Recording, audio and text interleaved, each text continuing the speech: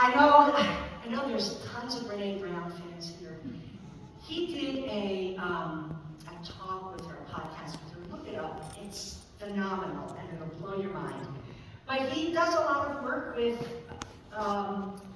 especially with African American youth in inner cities, to do this work of healing.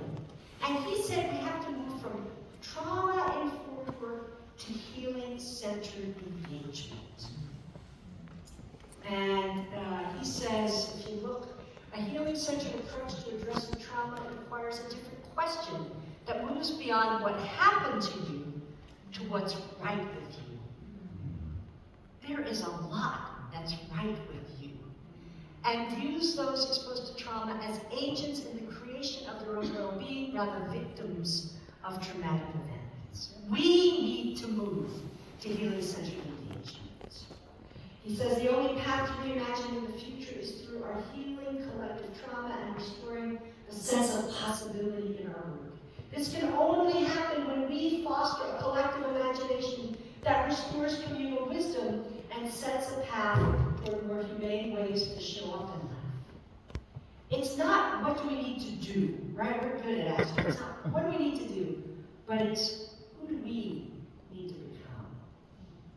Jim Wright discusses 4 practices that build up open healing. And this was written, you can see a video, it was for a youth event, but translated. We're good at that, we're translators. What does it mean in your context? Let's watch this.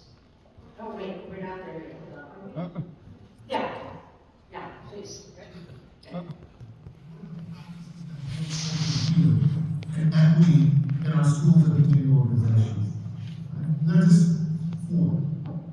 The first practice is build practice that supports your own healing and well-being. And that sounds radical, that sounds crazy, right? We're thinking about young people. But if we're not well, young people can't be well. So how are we thinking about having healing circles in our work? I always say that I don't do professional development, I do personal transformation. Right? Because we're human in this work, and it affects us as well. The second is to create opportunities to build loving, courageous relationships with young people. We also have to build loving, courageous relationships with ourselves. How do we relate to one another? Right? What do we use in our professional development seminars and practices that actually build relationships? The third is to create healing circles that are focused on healing, not conversation circles. Right? In the workshop, I suggested that the most powerful thing we can do with young people is to simply tell our story in an honest way. Right? To tell our story so that our humanity shows up and not our professional degree. Right? When we tell our story in an honest way, it gives young people the permission to do the same. And it establishes a relationship that we can remember and can be leveraged into the kind of behaviors that we want to see from young people. And then the fourth is support young people in creating justice in their communities. That young people can see the inequality. Young people can see how there's an inequality in how terms of resources are spent.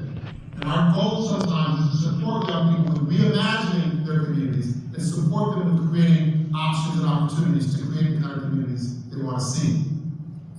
I'd like to end with this quote from Dr. King. And he says that one of the greatest problems of history is that the concepts of love and power have usually been contrasted as opposites. What is needed is a realization that power without love is reckless and abusive. And that love without power is sentimental and anemic. Power at its best is love implementing the demands of justice. And justice at its best is power granted against the love of our children. Thank you.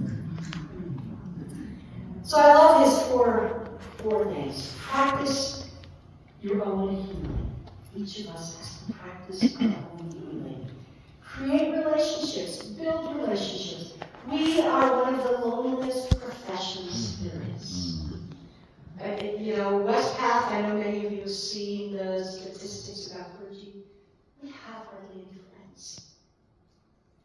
We feel isolated and alone, and I believe that in our context that is doubled, where there is 100 miles between you and the next United Methodist colleague. create healing circles. Not conversation circles. We're good at conversation circles. And what happens when clergy get together and talk about in conversation circles? It's like this. Right? We have a way of dragging each other down. It's almost like we want to, like, we're in the Olympics for who has the worst church. Well, let me tell you, but, you know, what happens if we come together for healing? You know, that's what our circuits are supposed to be doing. Building relationships and offering space for healing.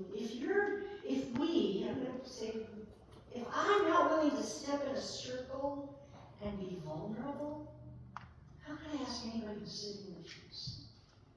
So how can I